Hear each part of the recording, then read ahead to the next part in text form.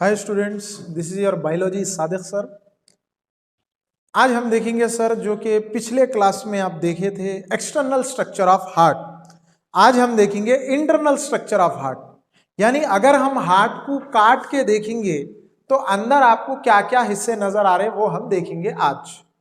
तो आज आप जो देख रहे इंटरनल स्ट्रक्चर ऑफ हार्ट में, जैसा कि आपको नजर आ रहा पहले पॉइंट में बताया जा रहा है, यहां पर the heart is divided into 4 chambers.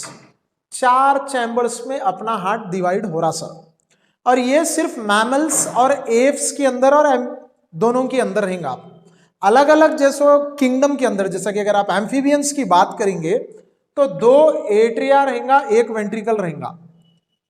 Fishes के अंदर अगर आप बात करेंगे तो 1 एट्रियम 1 वेंट्रिकल, खत्म, 2 ही चैम्बर। मगर हमारे पास 4 चैम्बर्स है, जैसा कि अपर चैम्बर्स को बोल रहे एट्रिया या फिर ऑरिकल्स। ये प्लूरल फॉर्म है सर, दोनों को एक साथ मिला के पढ़ रही तो एट्रिया पढ़ेंगे।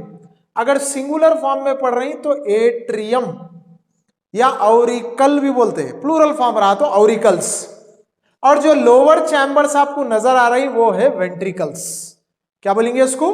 वेंट्रिकल्स। तो ये 4 चैम्बर्स हमारा हार्ट काटने पर अंदर से एलएस लॉन्गिट्यूडनल सेक्शन में नजर आ रहा।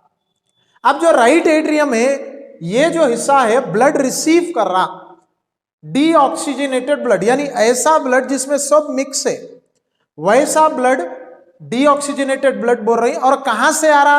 अपर बॉडी पार्ट्स रहेगा तो सुपीरियर वेन्स ला रही, लोअर बॉडी पार्ट्स है तो इंफीरियर वेन्स। तो ये जो आपको नजर आ रहा ये सुपीरियर वेना केवा, वेन बोलो वेना केवा बोलो एक ही बात है। तो superior vena cava upper body part से ब्लड लाएंगे, जो कि ये दिख रहा आपको नजर आ रहा, और इंफीरियर वेना केवा जो कि लोअर बॉडी पार्ट्स। तो superior vena cava upper body parts, inferior vena cava lower body parts, दोनों मिलके राइट एट्रियम में डीऑक्सीजनेटेड ब्लड लाके दे देना, बस इतनी जिम्मेदारी है उनकी। अब जब आप लेफ्ट एट्रियम की बात करेंगे, the left atrium receives oxygenated blood, यानी ऐसा ब्लड जिसमें सिर्फ ऑक्सीजन है। तो ऑक्सीजनेटेड ब्लड आ रहा, मगर कौन ला रहे सर? वो है पल्मोनरी वेन्स। तो पल्मोनरी वेन्स बोलो या pulmonary vena cava, superior when बोलो या सुपीरियर वेना केवा। तो लफ्ज यहां पर वेन्स की जिम्मेदारी है या वेन्स का काम है कि बॉडी पार्ट से ब्लड लाके हार्ट को देना, बस। They will carry blood from body heart parts to heart. Veins they will carry blood from body parts to heart. तो पल्मोनरी वेन्स, और scientific name pulmonary word use हो रहा lungs के लिए। The blood vessels found in the walls of heart, यानी अगर अंदर के हिस्से में आप हार्ट के देखेंगे तो वहां पर भी ब्लड वेजल्स है, उसको बोल रहे हम कोरोनरी वेजल्स। तो कोरोनरी वेजल्स ये ऐसे ब्लड वेजल्स, ऐसे खून के रगा हैं जो हार्ट के मसल्स, जो कि आप पहले के एक्सप्लेनेशन में एक्सटर्नल स्ट्रक्चर ऑफ हार्ट में पढ़े थे कि हार्ट के मसल्स को कार्डियक मसल्स बोलते। तो ये कार्डियक मसल्स को अंदरूनी तौर पे बाहर जहां कहीं भी है ब्लड सप्लाई करने की जिम्मेदारी कोरोनरी वेजल्स की है। तो कुदरती तौर पे कोरोनरी वेजल्स खास तौर पे हार्ट के मसल्स के लिए बने हुए। क्या बोले? तो अपर और लोअर बॉडी पार्ट से आ गया ब्लड और लंग्स से भी आ गया, मगर हार्ट को भी आना और जाना है ब्लड, ताकि हार्ट भी काम करना, तो वो कोरोनरी वेजल्स जिम्मेदार है सर। अब यहां पर जो वॉल्स है वेंट्रिकल्स के, अगर आप गौर से देखेंगे तो ये वेंट्रिकल्स के वॉल्स बिल्कुल थिकर बोलते हार्ड, सख्त रहेंगे। कंपेयर किससे कर रहे हैं आप? Atrial walls. तो राइट एट्रियम और लेफ्ट एट्रियम के वॉल्स उतने हार्ड नहीं है जितने के वेंट्रिकल्स के। रीजन सर क्यों बोले तो पूरे बॉडी पार्ट से जब ब्लड एट्रिया में आएगा, फिर एट्रिया से ब्लड वेंट्रिकल्स में जाएगा, तो एक प्रेशर से गिरता खून, तो वो प्रेशर को बर्दाश्त करना, बियर करना बोल के नेचुरली ये वेंट्रिकल्स के जो वॉल्स है, अंदर के जो हिस्से है, ये अंदरूनी हिस्सा जरा सख्त है, हार्ड है सर। अब ये जो वेंट्रिकल्स के अंदर अगर आप देखेंगे तो वहां पर वाल्व्स है। तो कभी भी याद रख लो, वाल्व्स का काम है they will allow the blood to flow in one direction and prevent the backward flow.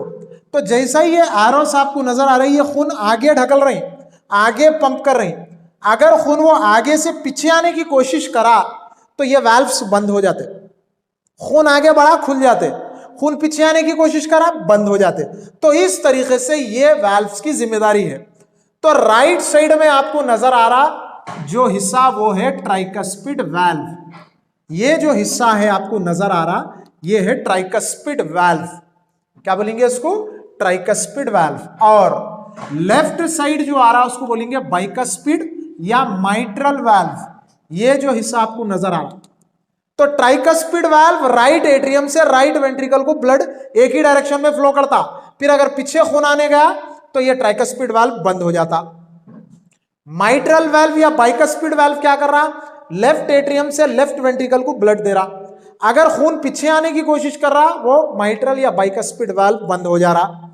अब जो ब्लड फ्लो हो रहा राइट एट्रियम से फिर राइट वेंट्रिकल को, फिर वहां से पंप हो रहा सीधा ब्लड, जो कि आपको ये हिस्सा दिख रहा, ये सीधा ले जाके पल्मोनरी आर्टरी ब्लड लंग्स को दे देंगे।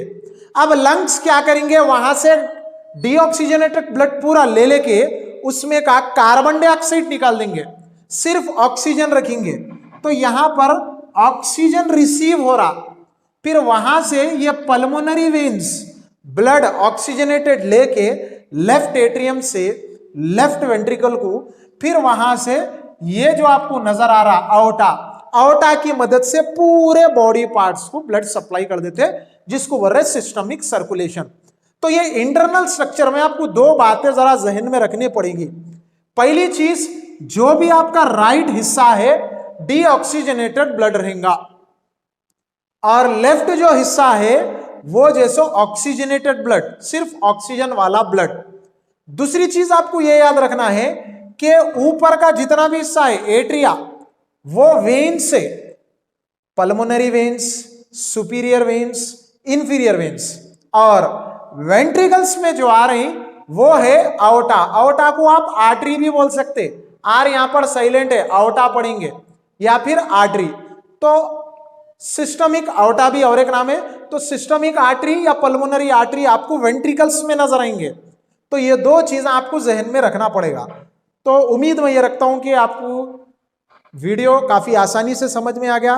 तो अगर आप लोग को कुछ डाउट है तो कमेंट्स में कमेंट कीजिए, वीडियो को लाइक करिए और हमारे चैनल को सब्सक्राइब करिए। Okay, thank you.